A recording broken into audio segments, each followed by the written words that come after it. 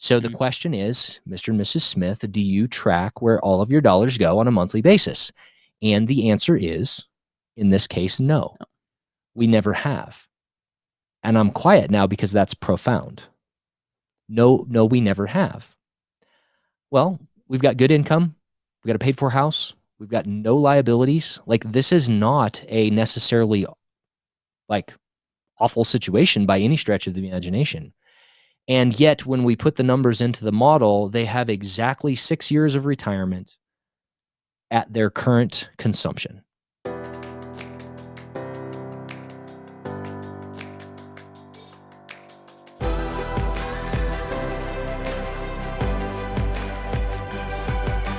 This is BetterWealth with Caleb Williams. Hey everyone, welcome back to another episode of the BetterWealth podcast. I'm here with our head wealth coach, Jereme Roothouse.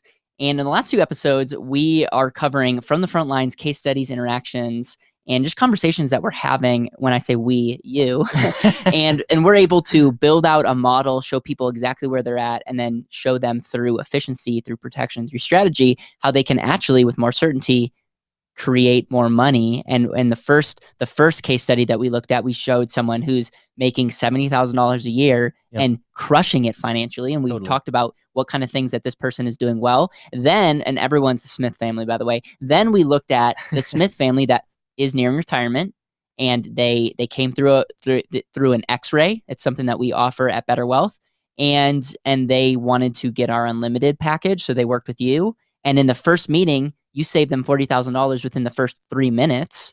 And then through that first meeting, you found over $2.5 million of money that they didn't really know. Right. And it changed their whole financial life. We're not saying that we're going to do that for you. We're just saying that if you have an independent coach that looks into what you have going on, things can happen.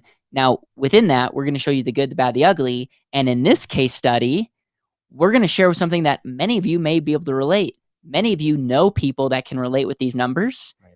And I'll tell you this, that it's not pretty. But it's above average. And what kind of conversations that we're having when we see numbers like this, because there's only so much that we can do, but the mindset is everything. And so with that, teeing you up. Amazing. With that, I'm going to open with mindset. And this is a case, and I think that you're going to see that as we walk through it, that if you can grab on to fact that you are your number one asset and realize what that means, not only financially, but from a spiritual, mental, emotional, family impact, church charity impact, I really believe, I do believe that you're going to live a much more intentional and a much more happy life. Because you're no longer going to be working to not work anymore. Yep. Like, that ship has sailed, America. Wake up and smell reality. I mean this. Like, working to retire, that ship has sailed. We had all better get on board with loving what we do and feeling fulfilled and having an impact in it, or go create that for yourself. Because for the most part, Americans are going to be doing that thing or a derivative of that for a long time. And I don't think there's anything wrong with that. I'm really excited to be doing what I'm doing, or some version of that, moving towards my why and my purpose. So without further ado, let's dive in. So to set the stage, we've got Mr. and Mrs. Smith again. This time, Mr. and Mrs. Smith are 67 and 66 years old. Okay. So we are past and or at the cusp of the traditional retirement benchmark as far as age is concerned. And Mr. and Mrs. Smith are totally aware of that, have had a pretty cool life, and really rather fulfilling and fulfilled in the different paths that they have chosen. So here's the numbers. Income, right? What comes in? About $108,000 is what's coming in right now. That's awesome. It's great. It's phenomenal. Okay. That is projected to last at most for about another 3 years. Okay. So this is looking through 70 years old for Mr. and Mrs. Smith. All right. And then we've got Social Security listed on here. And we also have what we have called creative outlets, because there's some gifts, talents, and abilities that Mr. and Mrs. Smith are looking to foster moving forward. And I love this about this case. Okay. And again, I had stated previously, particularly for Mr. Smith, he's had a really, really unique career, and he's got a lot to provide and a lot to give and a lot he's got a lot to pour back into, I guess, the community. And that's exactly what he wants to do. With regards to liabilities, what debt do they have? Zero. Great job. Right? And this is actually a little bit unique. They also have zero as far as what they owe on their home. So they own their home outright. Okay. Right? American dream. Own that baby. No debt, period. Yeah. No debt, period. What have they saved up until this point? Approximately $400,000 in a few different accounts. Okay. Right. And then they are saving, what they're putting back on an annual basis is about $4,700. So less than $5,000. Less than $5,000. Okay. Now, this is a cash flow ratio model, which means we are measuring the ratio between what is being consumed and what is being saved or controlled in the long haul. So anything that is not being saved in perpetuity is consumed and gone. Yep. So very, very simply and very, very quickly, we can break down your financial or your household economy into two constructs. Money does two things, ladies and gentlemen. It either gets consumed or it gets saved or controlled. So if this is the case, and I'm gonna skip ahead a little bit here because we're on this point. If that is the case, then what is being consumed by Mr. and Mrs. Smith is $102,000 a year. Yep. Mr. and Mrs. Smith are no debt, paid for house. Yep. Right. They're spending and not necessarily on them, but they're losing, I should say, $102,000 because of taxes, lifestyle, giving, whatever you want. Okay. Anything that's not saved. Okay. Yep. Right. Anything that's not saved. One other thing that we look at is risk management, or how is insurance? How are we protecting our number one asset? How are we protecting our income? How are we protecting our house, our home, our cars? Right. Yep. And in this case, when we initially set up things, we're primarily looking at things like disability income, as well as life. Yep. Right. So 67, 66, disability income insurance from the employer. I mean, we're at 67 years old. Most of the plans don't go. They're not going to provide a benefit anyway. And individual plans, most of them, again, are not going to provide a benefit. Yep. So they can't protect their income with disability income insurance. In addition to that, there is a little bit of term life insurance. I see that. For Mr. Smith. Mrs. Smith does not have any. They do have some children, and I think they're staring down the barrel of some more grandchildren as well. And just ask them, what are their thoughts about legacy? Okay. And they're very excited to leave a legacy of love, a legacy of education. And they would also love to be able to give to their kids in a monetary way if they could. Okay. So in summary, these people they're making good money. They're going to work for potentially 3 more years. They're saving less than $5,000 a year. They have $400,000 of investments. They have no life insurance. Right. Well, they have term insurance. Right. That's going to expire when? I believe that we're looking at 3 years from now. Okay. And then we also have disability insurance that's non-existent, and that's not really a play at this point in their life. Okay. Right. So there's people in this boat. Right. Totally. Okay. That boat is full, I think. So when we look at the 2-line graph, the red line and the green line, we're looking to see if the red line covers up the green line, because that is essentially saying that the ratio of consumption to savings, meaning everything that we have saved and what we are saving, is going to allow us to live our current lifestyle. Now, one thing that we haven't mentioned in the past 2 episodes in this series is factoring for a 3% increase in inflation. Mm-hmm. The way that I ask this question is very simply is, Mr. and Mrs. Client, do you believe that inflation is a factor in our economy? And typically it immediately is responded to with a laugh and a throwing back of the head. And, well, yes, Jeremy, of course I believe in inflation. And I say, great. If it's all the same with you, can we use 3%? Yep. And they're like, yes. And then I show them what 3% does over time. And they're like, can we use less? Yeah. I still remember we had one of our clients was like, I want to see 6%. Oh, it was 10. I want to see 10%. Yeah. I want to see not 10%. Yeah, That was not a good, pleasant experience. And that Mr. Smith promptly backed up his statement. He's like, we'll go with 3. 3 is good.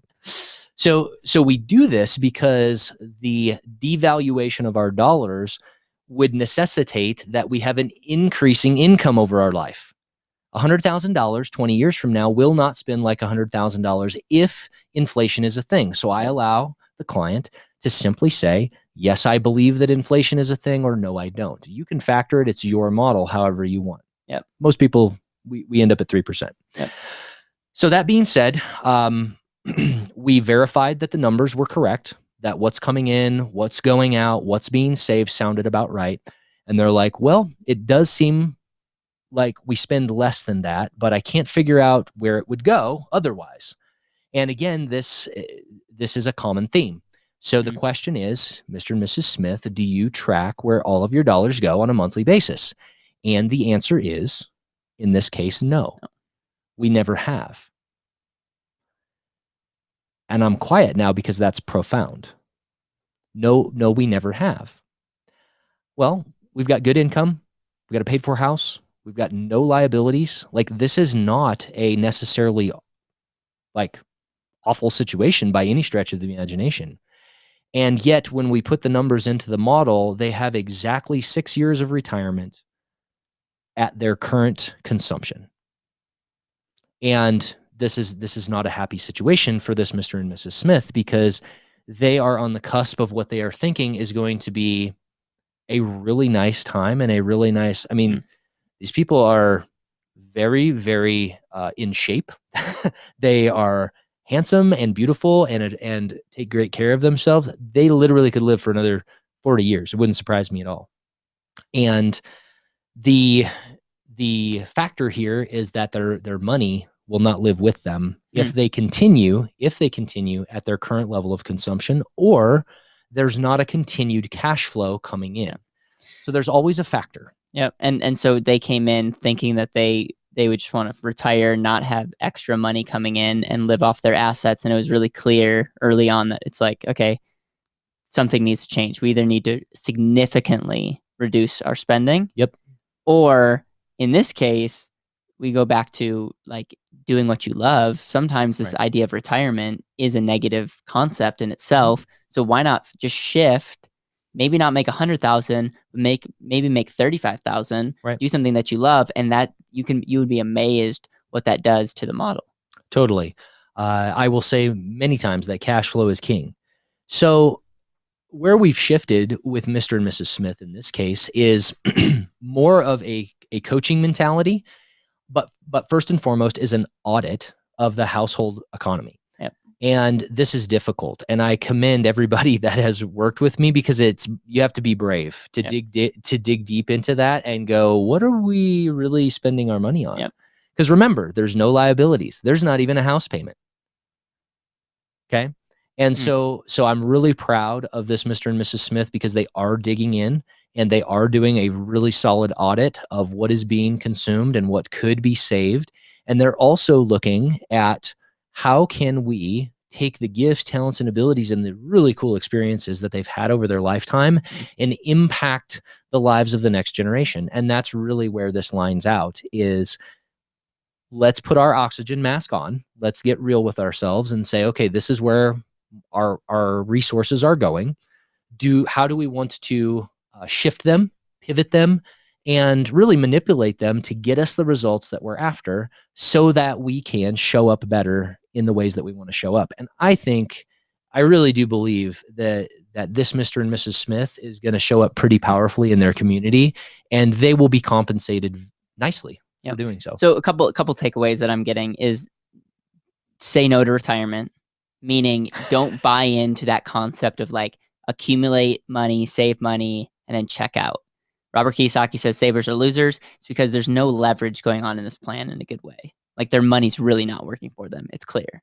Okay, so that's number one. It's only doing one thing in the places where it is housed right now. Number two is you can make $100,000 a year, have $500,000 of assets, in this case less, and still run out of money. I think that should be a wake-up call. But then I also think it's like how we react, how we think has a lot to do with how we show up. And the real big theme is, what are the creative ways that we can continue to bring in this cash flow? Because there's probably, through tracking their money, they're going to find some really revealing things. Yeah, I would think so. Which hopefully can, in this case, we want to be abundant, but we also want to be realistic. Sure. So it's like, okay. And then, so if we could almost do a combination of reduce some unnecessary things that they're spending their money on, right, and increase some of their cash flow in retirement, this model looks a whole lot different. And, totally. And I just think it's good to show you the good, and the not so good. But the point of the matter is, isn't it amazing that these people came to us? I'm serious. Like I don't want to be delusional, but I really think there's a reason why we're growing so quickly. Is so many people don't know where they're at. They're working with amazing financial planners. They might have the best financial strategy, and they don't know where they're at. And so that's all I got. Only got one rant for today. Anyways, do you want to say anything Well, else? I was just going to say accountability. Yep. And I, again, military mind, this is a way to target. Yep. Right? I can shoot left, I can shoot right, and now I know that this is where I need to be. Yep. I had mentioned in a previous episode, for young folks, this is really, really cool. Well, for folks that are later on, more wise throughout their life, if you will, it's also really good, because I feel like in a lot of cases financially in America, we're wandering around in green pastures, lying to ourselves about where we're actually going to get to, but we have no freaking clue. Yeah. How can you be a good steward if you don't know what's coming in and what's going out? How can you be accountable for your gifts, talents, and abilities, and show up in the ways that you want to show up and live the life that you want to live if you don't have the correct relationship between your head and your heart and money? Yeah. I wish that I could, trade my charm and good looks for all the things that I need in life, but at this point, that's not the case. Yeah. Maybe the looks, I don't know. are not going to go in your favor the more you live. So I hate to say that. That hurts. Anyways, what I want to say is, if this episode speaking to you, if you know somebody that maybe checks some of these boxes and you're like, I wonder where I'm at, go to our website, betterwealth.com. Betterwealth.com is a one-stop shop. You can, we have an assessment. You can hop onto a clarity call. If you want to go through our X-ray process, that's like our version, our mini version of like unlimited, and it's just really getting your numbers and seeing where you're at. And then unlimited is our package where we do intense coaching, we do in-depth modeling, and I think so far for every single person, regardless of what their output has showed coming in, they are better off, significantly better off, because going through that process. That's the idea. That's the plan. All right. Have a good rest of your day.